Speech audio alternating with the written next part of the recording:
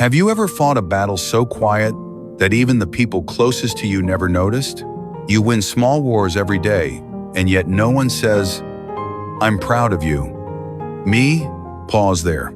That silence, the one that stings, like rejection, might actually be the birthplace of your real strength. There are seasons in life when it feels like you're crossing a rope bridge in the clouds. No cheering, no footprints beside you, only your breath, your doubts, and the quiet promise you once made to yourself.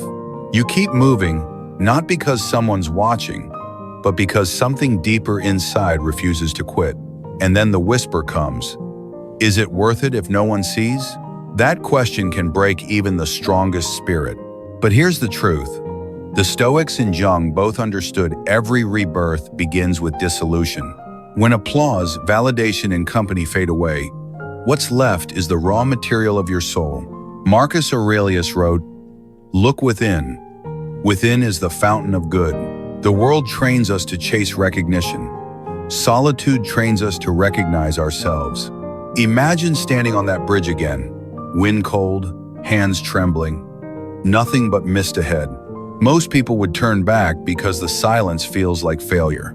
But you keep walking because something within still whispers, "Keep the promise." That's not weakness, that's your soul building its own spine. Carl Jung called this the night sea journey, the passage between who you were and who you're becoming. It's terrifying, yes, but sacred. Because when there's no one left to lean on, your inner voice finally speaks loud enough to guide you. Strength was never meant to be given to you. It was meant to be discovered within you. Think of a seed beneath stone. From the surface, it looks forgotten, but beneath, it's splitting rock quietly, patiently, preparing for light. Those unseen seasons when you feel invisible are not wasted. They are the forge of everything unshakable. So if you're in that quiet space, now unseen, unheard, walking alone, remember, you're not lost. You're becoming. The silence around you isn't emptiness. It's space. Space where your true self learns to stand without applause, without permission, without fear. Because everything you've been seeking, strength, peace, love, has always been waiting inside. You just needed the quiet to hear it. And when that moment comes, when you rise from that silence, you won't need anyone to say, "I'm proud of you," because you'll know. You'll feel it. You've become your own witness. In this journey, there are 7 steps to rise, even when no one stands beside you. Let's begin with the first, the silent teacher of strength, loneliness. Maybe the silence around you isn't rejection, it's the quiet forge where your soul is getting strong. There are seasons when the room is full, but you still feel alone. Conversations continue. The calendar stays busy. The world thinks you're fine, but something inside begins to pull away from what once felt familiar. That isn't failure. It's a signal, the old self loosening its grip so the real one can breathe. Carl Jung called this crossing the night sea journey, that strange darkness between who you were and who you're becoming. The Stoics knew it too. When the crowd gets loud, judgment clouds. When the world goes quiet, your inner compass finally speaks. Loneliness isn't punishment. It's the doorway out of the mask you wear to belong, and into a life built from the inside out. Ask yourself, when did you start smiling at things that no longer move you? When did your yes stop feeling honest? That discomfort isn't a problem to drown in noise, it's instruction. If you can sit still long enough, you'll hear what it's trying to teach. I once met a woman who had just signed her divorce papers. She said her apartment had never sounded so loud with quiet. Every instinct screamed, fill it, date, travel, work until midnight, scroll until numb. But she chose something radical. 10 minutes a day in silence, then 20. She cooked for herself and actually tasted it. She journaled without pretending to be okay. Months later, she said, the quiet stopped scaring me. It started sounding like me. That's what Jung called a meeting with the self. The moment you stop running and finally come home. Picture a seed beneath stone. From the surface, it looks forgotten, But underground, it's splitting rock quietly, steadily, preparing for light. Growth doesn't always look like progress. Some seasons are for rooting, not blooming. If you measure them by applause, you'll quit before your roots are ready. Here's the trap. We mistake loneliness for a problem to solve instead of a place to train. We sprint toward distractions, another project, another party, another person, to avoid that heavy quiet. But the more you escape it, the larger it grows. The Stoic way is different. You treat silence like weight on a barbell. You don't resent it, you lift it. How? Start small. 10 honest minutes with your thoughts, no soundtrack, no screen. Notice what hurts, what's numb, what still matters. One small promise you keep every day. Walk, read, write, stretch, pray. Every kept promise is a brick in your backbone. One boundary that protects your attention. Say no to one thing that dilutes you. Not punishment, preparation. You will feel misunderstood. Good. No one gets me is clumsy language for, I'm outgrowing the old script. That ache is proof you're getting closer to your center. The persona wants applause. The self wants alignment. One is a costume. The other is skin. And when your mind panics, what if I'm falling behind? What if I'm missing out? Remember, chaos on the surface doesn't cancel order underneath. There's a hidden structure forming in you right now. Steadiness, focus, a truer kind of courage. You can't see roots grow, but one day, the storm will, and it won't move you. If you need a cue in the hardest hour, place a hand over your heart and whisper, I'm still here. It sounds small, but it rewires everything.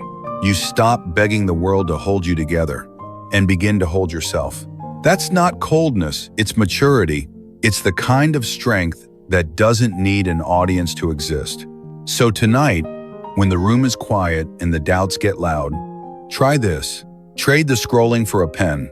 Ask, what is the smallest honest step I can take tomorrow that respects who I'm becoming?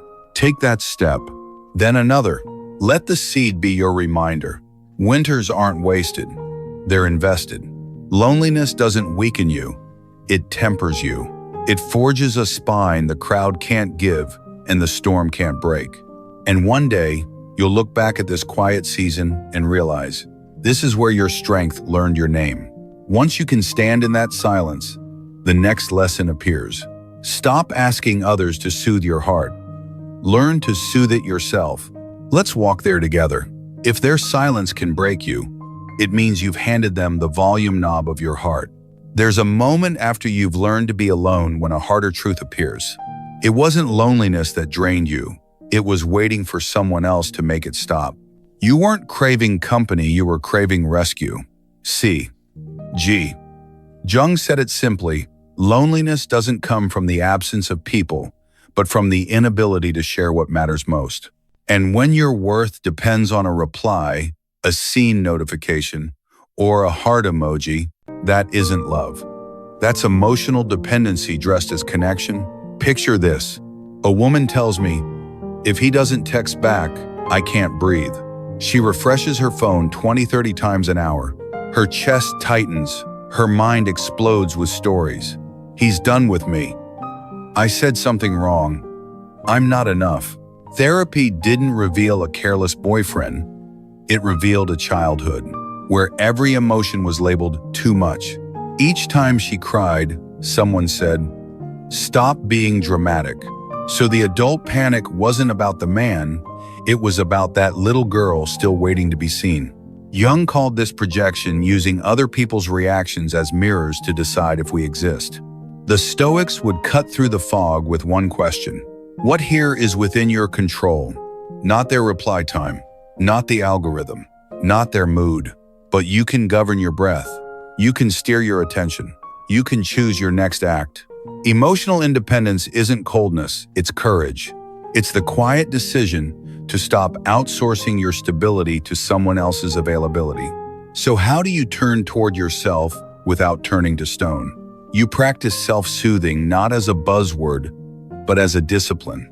Name the wave. Emotions rise in 90-second cycles. When anxiety spikes, say out loud, "This is panic." Naming breaks the spell. Ground through touch. Hand on heart. Whisper, "I'm still here."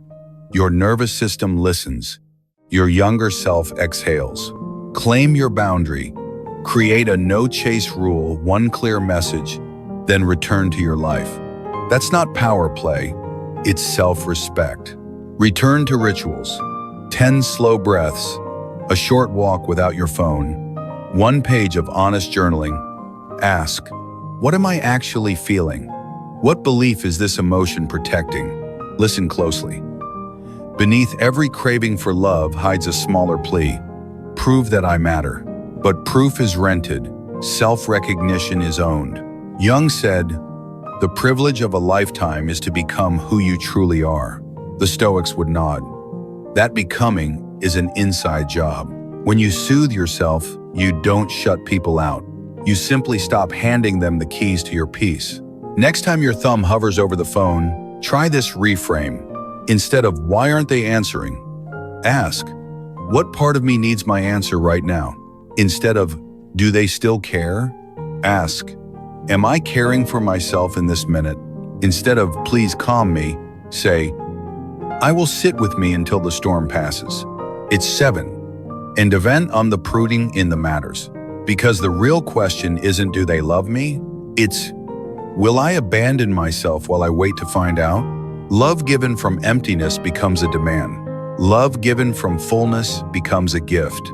Emotional independence isn't the end of intimacy. It's the beginning of honesty. You can walk beside someone without using them as a crutch. You can receive comfort without making it your oxygen. Picture a hearth instead of a lantern. If the fire inside depends on the wind outside, you'll spend your life cupping your hands in panic. But if the flame is fed from within trimmed wick, steady fuel, it glows the same through calm or storm. That's the warmth people trust. That's the quiet power that says, "I choose you not because I need rescue, but because I want to share the road." So tonight, when the quiet feels heavy, place your hand on your heart and whisper it again. "I'm still here." Then keep one tiny promise to yourself. Read 2 pages, stretch 3 minutes, wash 1 dish. Small kept promises rebuild the bridge between you and you. And when that bridge holds, the same silence that once drowned you becomes spacious, even kind. You are no longer waiting. You are walking. Healthy love isn't a rescue mission. It's the meeting of 2 people who can stand each on their own feet and still choose to hold hands. When you stop seeking emotional comfort as prescription, you start offering love as medicine. And once you reclaim that power, a new challenge appears. Trade the language of complaint for the practice of responsibility. Let's walk there next. If you keep telling the same painful story, your brain stops trying to change the ending. And having the certain Ralden of Idivris, there's a kind of exhaustion no coffee can fix. Not the tired that comes from effort, the heaviness that comes from rehearsing your wound again and again, until pain becomes identity. The Stoics would call it a misuse of attention.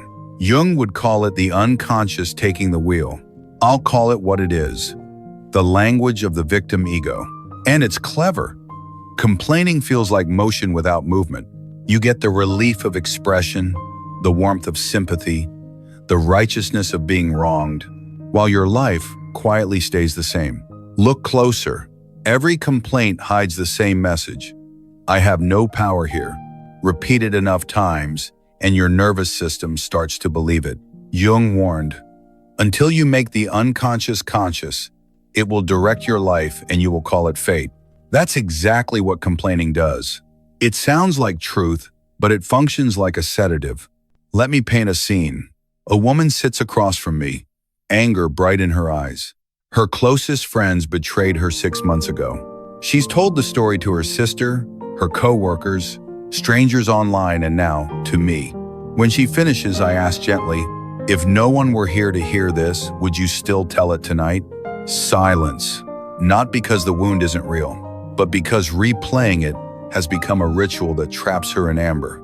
The past keeps borrowing her present, The Stoic pivot begins here. What is within my control right now? Not the past, not their apology, not the universe's reasons, only your response. And that's not a small thing, it's everything. Think of a stone at the bottom of a river. The current scrapes, tumbles, grinds. At first, it looks like damage, but stay long enough, the same current polishes the stone to a quiet shine. Life will move, with or without your permission. The question is, will you let it refine you? Here's a Stoic Jungian anti-complaint protocol. Practical, simple, repeatable. Name the loop. Catch the sentence you replay. No one helps me. It's not fair. Write it down. Seeing it breaks the spell of inevitability. Translate feeling into fact. What happened? What am I feeling? What do I want? What's in my control for the next 24 hours? Feelings are data, not dictators. One sentence reframe. From "they never support me," I'll ask clearly by 5 p.m. Then proceed regardless. O to sen. There's sen. From "I always fail," I'll extract one lesson and test it tomorrow. Not toxic positivity, tactical clarity. The 10-10-10 move. Ask, if I take one small action for 10 minutes today, how will it look in 10 days? In 10 weeks? Progress compounds, so does rumination. Complaint budget, 2 minutes max. Journal it, vent, time it. When the alarm rings, convert the emotion to a task. You respect the pain, but you don't give it your calendar. Notice what we're not doing. Denying hurt. Stoicism isn't stone-faced denial. It's disciplined engagement with reality. Jung said, "I am not what happened to me. I am what I choose to become." Choosing doesn't erase the wound, it reclaims authorship. Let's return to the woman with the betrayal. She made a 30-day deal with herself. No retelling the story to new ears. Each surge of anger triggered a 15-minute creation sprint. Writing, workouts, business planning something concrete. Day 7 felt impossible. Day 14 felt different. By day 30, she said, "I didn't get my old friends back. I got myself back." The facts didn't change. The author did. Why does it work? Because biology is on the side of responsibility. Complaining keeps cortisol humming. Action drips dopamine. Regret paralyzes. Movement metabolizes. You were designed to act your way out of pain, not think your way out. Here's a quick responsibility diagnostic for tonight. Am I seeking problem solving or permission to stay the same? If a camera followed me for 1 hour, would it record action or repetition? What one repeatable habit would make this complaint obsolete? Now, one last image. Picture a lantern in the wind. Complaints are gusts that keep relighting old fires. Responsibility is the steady flame, shielded, quiet, portable. It doesn't flare to impress. It stays to guide. When you stop speaking the victim's language, your life stops needing a rescuer. You reclaim authorship. An author, after all, is just another word for one who chooses the next line. Now that you've taken back your voice from complaint, a deeper test appears. Can you keep walking when no one claps? That's the art of becoming your own source of validation. Let's go there next. If applause is the only oxygen you breathe, silence will always feel like death. There comes a moment right after you stop complaining, right after you finally start moving. When the world goes quiet, you show up early, you stay late, you deliver, and no one claps. That silence is where most people turn back. Not because the path is too hard, but because being unseen feels like being erased. Yet this is the most sacred test on the Stoic path. Can you keep walking when no one is watching? C.G. Jung once wrote, "The most terrifying thing is to accept oneself completely." Terrifying because the day you truly accept yourself, you stop renting your worth from other people's eyes. You stop negotiating your identity with applause. That isn't arrogance, it's maturity. It's the quiet shift from a dependent ego, which survives on approval, to the self, which acts from alignment. The ego asks, "Do they like me?" The self asks, is this true for me? Think of Cassandra, the prophet from Greek myth. She saw the truth, spoke it, and was never believed. Yet she kept speaking anyway. Not because people agreed, but because truth didn't ask for permission. Cassandra is every soul who chooses integrity over recognition. Sometimes being believed is less important than being whole. I once coached a woman who stayed late at work every night. When promotions came, her name never made the list. She felt invisible. One afternoon, she decided to make a quiet pivot. She stopped working to be seen and started working to see herself. At the end of each project, she made what she called a witness list. 3 things she did well, 1 lesson to improve, 1 small reward, a slow coffee, a walk in the sun. She told me external praise lasts minutes, but self-recognition stays for days. Nothing outside changed at first, but her posture did, her tone did, her presence did. Respect followed not her noise, but her steadiness. Here's the paradox. Public recognition usually arrives after you no longer need it. Like steel forged in fire, your worth becomes real only in the heat of neglect. The silence you're enduring right now, it's not proof you're failing. It's the furnace burning away your need for performance, so the truth in you can harden. The Stoic challenge is simple and relentless. What is mine to do, regardless of praise or blame? Epictetus would remind us. Other people's opinions are indifference. Your character is the only thing you truly own. Jung would add, when you act from the self, you stop hiding your darkness or your light. You integrate both, so you're no longer performing, you're present. Try this. The unseen day practice. A daily ritual to train calm confidence without applause. Morning cue, 2 minutes. Write 1 sentence. Today I will act as if no witness is coming. Name 1 behavior that defines integrity for you. Finish the brief. Make the call. Have the hard conversation. Midday reset. 60 seconds. Hand on heart. Ask, am I chasing a compliment or keeping a commitment? If you're chasing, return to the commitment. Evening witness, 3 lines. What did I keep? What did I learn? How did I honor truth when silence felt heavy? Then, reward yourself, tiny but sacred. You're training your nervous system to know. Effort is seen by you. Now picture a lighthouse on the night sea. It doesn't swivel to chase boats. It doesn't blink louder for attention. It simply stands where it stands and shines what it shines. That's validation from within. And when people finally notice, they're not drawn by the performance. They're warmed by your presence. You'll be tempted to prove, to pose for proof, to twist your work into something shinier or safer. Pause. Ask, is this a gift or a bid? A gift flows from fullness. A bid begs for return. The world has enough bids. Be someone whose work is a gift, even when no one unwraps it on camera. Here's the uncomfortable freedom. You may never get the applause you wanted from the people you wanted it from, and you'll still be okay. Because the goal isn't to reject love, it's to stop needing it to proceed. When praise comes, you'll receive it with gratitude, not hunger. When it doesn't, you'll keep moving with clarity, not resentment. One day, quietly, you'll feel a click inside. You're content to be accurate instead of admired, aligned instead of applauded.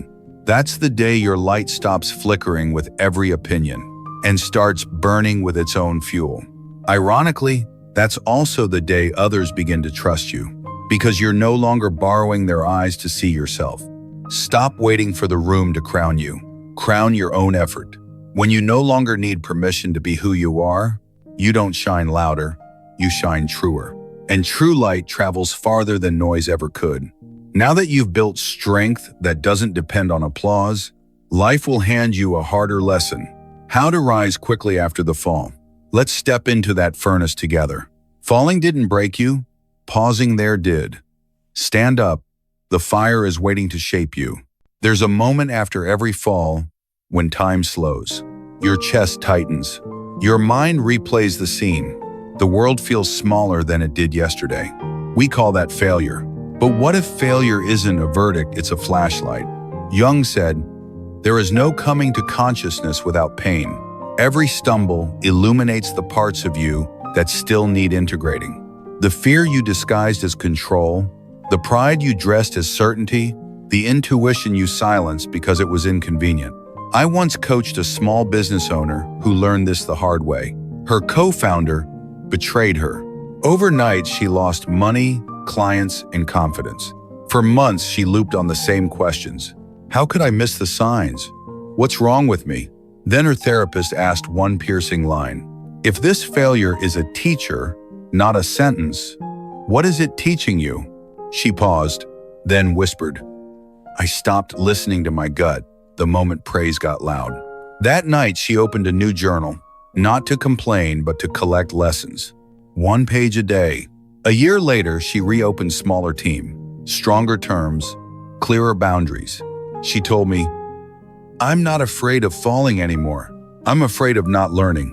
The Stoics would nod. They never promised a life without storms. They promised agency inside any weather. Your control doesn't end when the fall begins. It starts there. Even biology agrees. When shame spikes, cortisol floods your body, freezing initiative. But the moment you take a small, directed action, your prefrontal cortex re-engages. Dopamine trickles in. The chemistry of progress. Translation. Rumination paralyzes.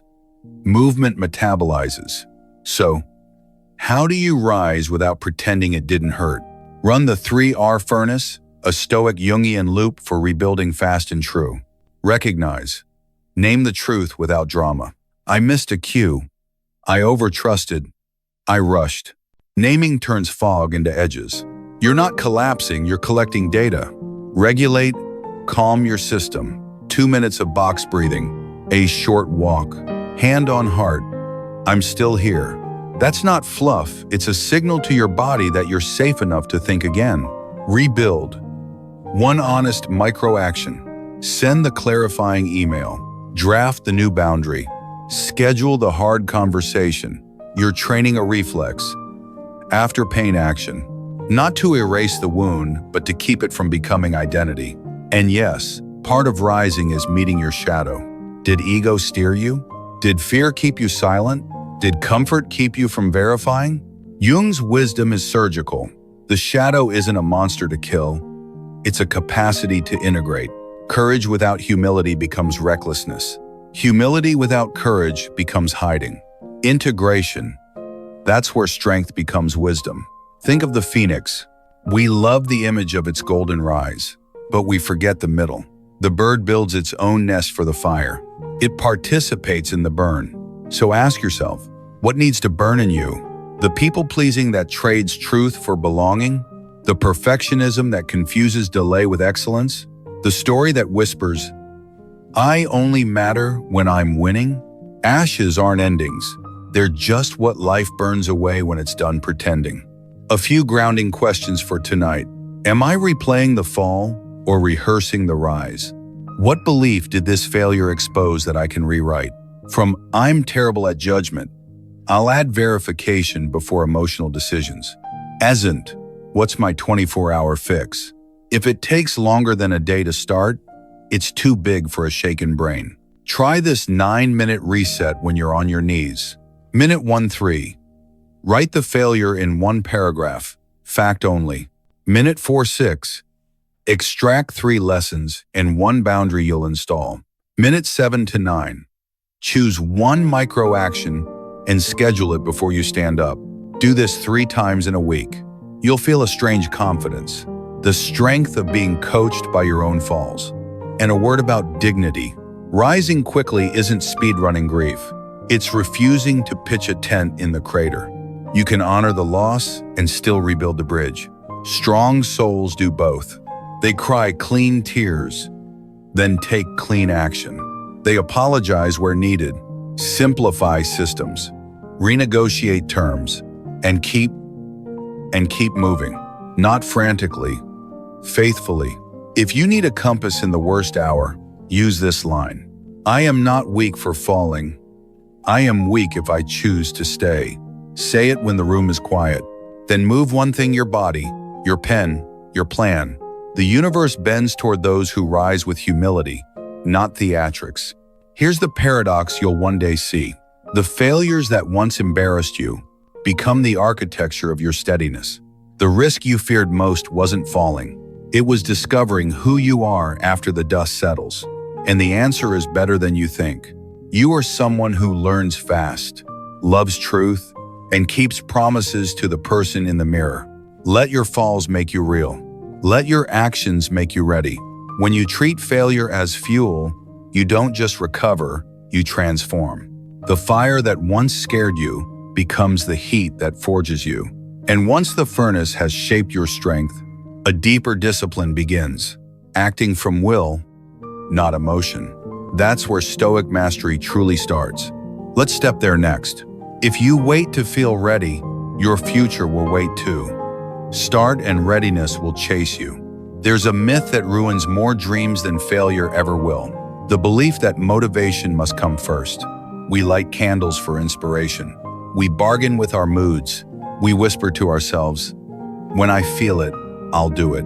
But the Stoics and later Jung offered a harder, freer truth. Action is not the reward for feeling ready. Action creates readiness. Jung called will the energy capable of reorganizing the entire psyche. In practice, it means this. When you move calmly, deliberately, your inner world rearranges to match. Emotion stops being the driver. It becomes the passenger. Think of inspiration as wind, beautiful, unpredictable, often late, and think of will as direction, the compass that keeps the ship moving even when the sea goes still. So ask yourself, when the horizon is fog, which one do you want in your hands?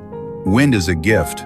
Direction is a decision. Psychologist Angela Duckworth calls this quality grit.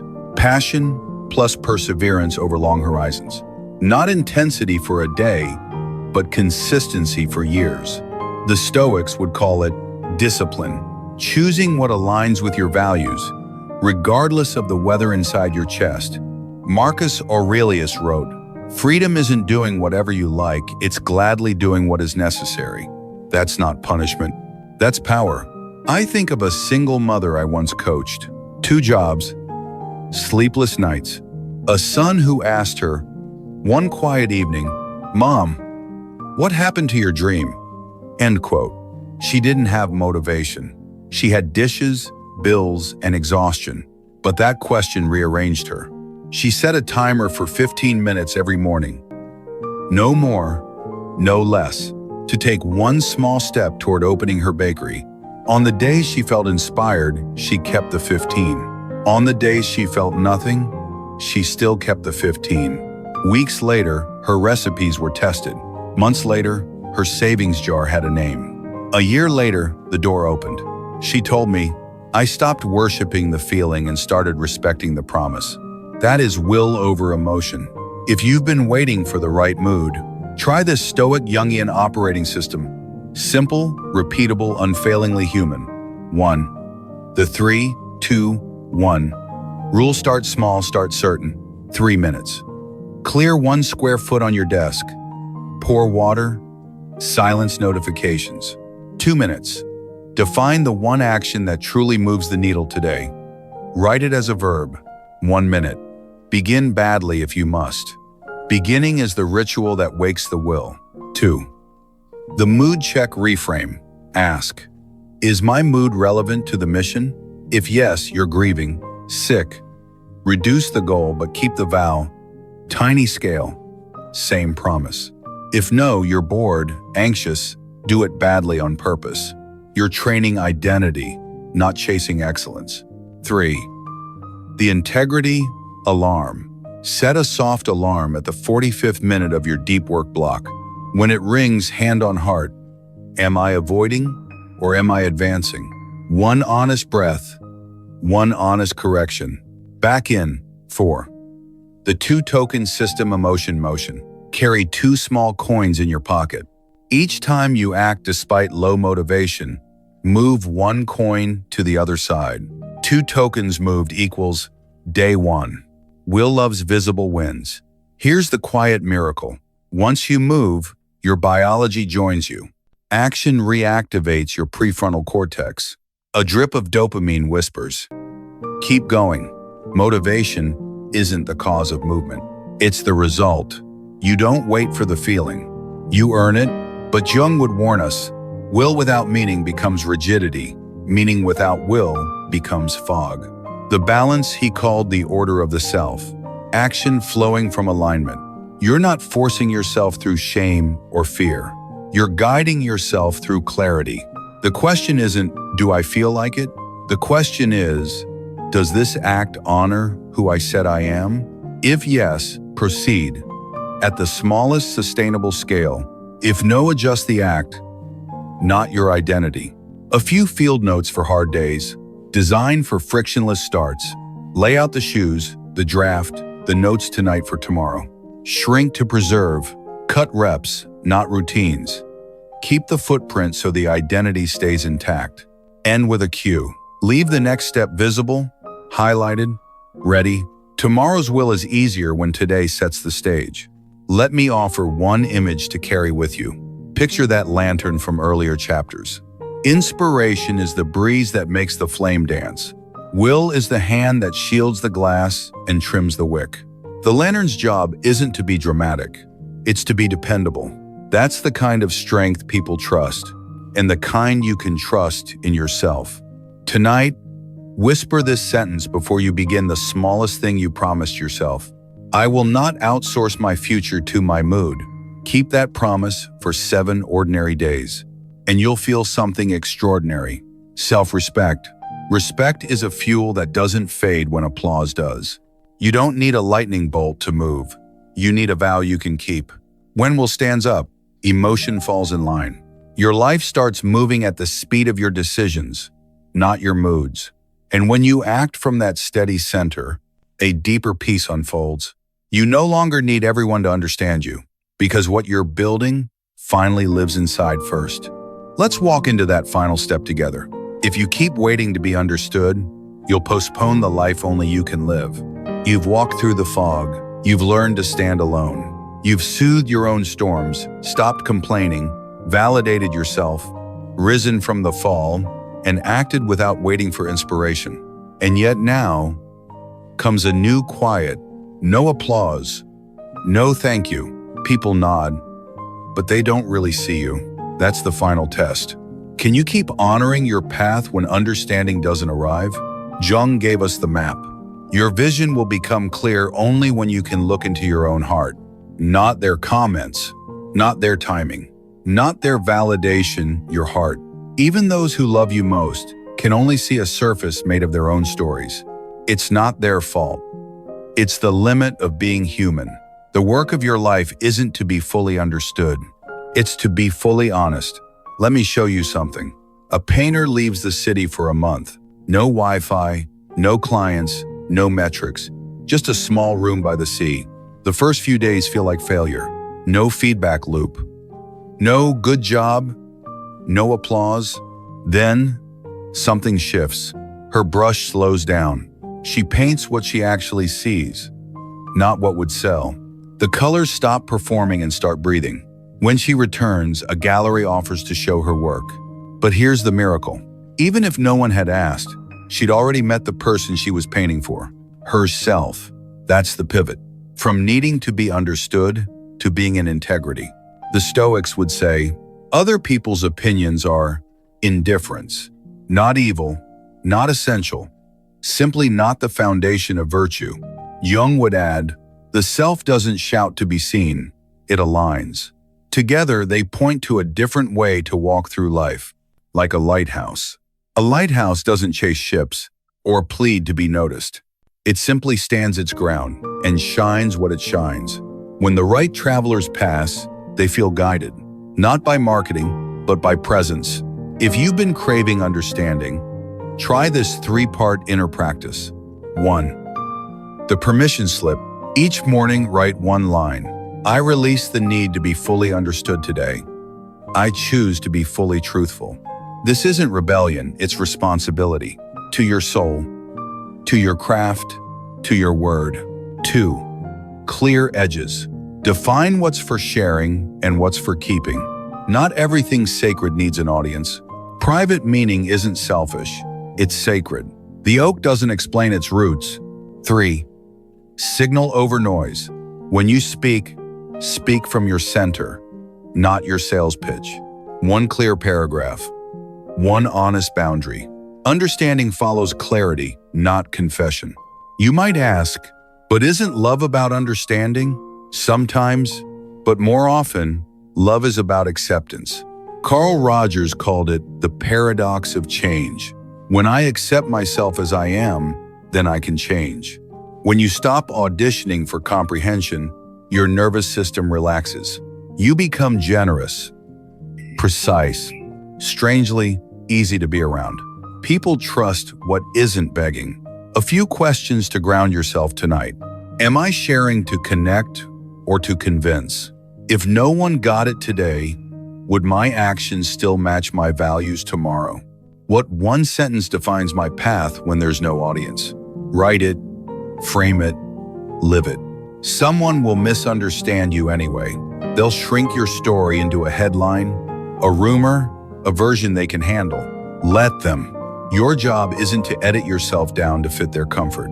Your job is to carry your full height with humility. The right people won't need explanations. They'll sense you the way sailors sense a coastline in the dark, by the steadiness of your light. When the ache for understanding returns, and it will, place a hand over your heart and whisper, I don't need to be completed. I need to be consistent. Consistent with the truth you found in silence. Consistent with the standards you bled for. Consistent with the future you're already building. That's when life begins to click. Support shows up, not because you begged for it, but because your life has become a signal strong enough to find its tribe. Here lies a hidden freedom. When you stop demanding to be understood, you stop over-explaining, over-promising, over-performing. You reclaim hours. You reclaim breath. You reclaim listening to your work, to your body, to that quiet voice that keeps showing you the next honest step. And when the right companions arrive, and they will, they'll recognize you, not by the noise you made, but by the peace you carried. You don't need universal understanding to live a meaningful life. You need self-accord, that quiet treaty between your values and your actions. When you keep it, you become someone others navigate by. Understanding becomes optional. Alignment becomes non-negotiable. You've walked all 7 steps, from solitude to self-command. Now take them into your ordinary week, because that's where extraordinary lives are built. Not in applause, but in the quiet rhythm of integrity kept. In the next chapter, we'll weave these 7 lessons into a daily Stoic rhythm, a way of living that keeps you strong, steady, and free. If no one's clapping and you're still becoming, that isn't loneliness. That's proof you've begun. Look back for a second, not at the highlight reel, but at the quiet rooms. The mornings you got up without applause. The nights you kept a promise no one saw. The times you swallowed the urge to complain, chose responsibility, and stood your ground when misunderstanding felt like the only weather. That's not a small story. That is the architecture of a different kind of life. Here's what the journey taught you. Love, peace, and understanding aren't prizes you win from the world. They are faces of the same homecoming returning to yourself. When you stop asking the noise to complete you, you meet a stronger guide, your own steady presence. Jung would say vision clarifies when you look into your heart. The Stoics would nod. Virtue is built from the inside out, indifferent to applause, unmoved by fashion, faithful to what's in your control. Who rises when no one stands beside them? The one who turns loneliness into a teacher, not a verdict. The one who turns silence into fuel, not a sentence. The one who turns falls into foundation, not identity. They don't live to be seen. They live to be true to their word, to their values, to the person they became in the dark. When the world goes quiet, they don't panic. They listen. When belief is scarce, they don't beg. They hold their own faith. This isn't about becoming unbreakable. It's about becoming honest with your fear, your strength, your calling, so honest that breakage becomes shaping, not ending. Let me give you an image to carry forward. Imagine a shoreline at night. No crowds, no stage, only a lighthouse and the long patience of the sea. The lighthouse doesn't shout, and it doesn't chase boats. It stands and shines. Some nights the beam hits no one. Some nights it saves a ship. Either way, the flame keeps its vow. That is a life worth trusting. Presence before performance, alignment before applause. This is how it translates to the ordinary week where real lives are built. When you feel unseen, remember, the oak puts down deepest roots in winter. Quiet is not emptiness. It's where foundations are poured. When the old story tries to pull you back, run the loop you learned, name the truth, regulate your breath, take one honest action. Rumination paralyzes, movement metabolizes. When the mood won't cooperate, keep the vow small and clean. You don't need a lightning bolt. You need a switch you can reach. When you ache to be understood, choose integrity over explanation. The right people won't need a speech. They'll recognize the steadiness in your light. There will still be days that bend you. Good. Bending teaches flexibility. It isn't the same as breaking. Strength isn't the absence of vulnerability. It's the companionship you offer yourself inside it. Hand on heart, I'm still here. That sentence, soft, stubborn, simple, has carried more souls across more dark water than any speech I've ever heard. Pause with me now and ask 3 questions only you can answer. What promise will I keep this week, even if no one notices? What story will I retire, so a truer one can begin? Where will I let silence refine me, instead of define me? If you listen carefully, you'll hear a click inside the sound of your life aligning with your values. That's the sound of peace that doesn't depend on weather. That's the sound of love that doesn't bargain. That's the sound of understanding that comes from within and radiates outward like a calm tide. And when it radiates, something beautiful happens. The right people start to find you. Not because you waved harder, but because your signal got clear. Not because you performed louder, but because your presence became honest. You'll discover what so many seekers eventually learn: you never needed to be rescued. You needed to meet the part of you that refuses to abandon you. So yes, the world may stay noisy or quiet. Your task is the same: keep the flame, keep the vow, keep choosing the small, faithful act that honors who you said you are. In time, you'll glance back and realize the sentence was true all along. You were never weak. You just hadn't yet seen how strong you really are. Let this be your new definition of power: consistency with your soul. When your actions and your values sign the same name, life stops being an audition and starts being a home. If this spoke to you, share it with someone who's crossing their own dark water. Subscribe, because the next chapter is practical. We'll stitch these truths into a simple daily rhythm you can keep for decades. The journey of becoming yourself doesn't end here. It begins every ordinary morning.